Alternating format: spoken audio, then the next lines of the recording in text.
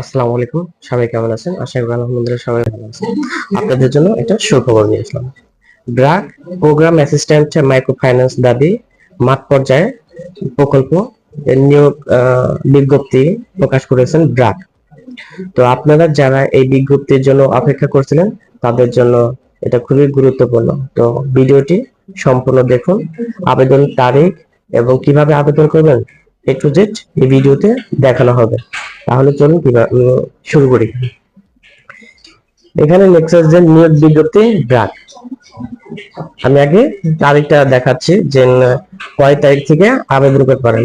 আগ্রহী প্রার্থীদের আবেদন 14 মার্চ 2026 তারিখের মধ্যে, এর মানে 14 মার্চের আগে আপনি যে কোনো মুহূর্তে আবেদন করতে হবে। এটা কিসের মাধ্যমে?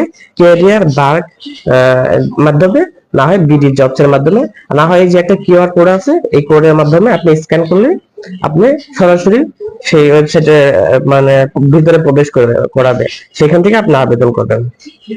তো এখানে কি বলছে তাহলে গুরুত্ব সম্পূর্ণ আমি একটু পড়ে আপনাদেরকে শোনাই।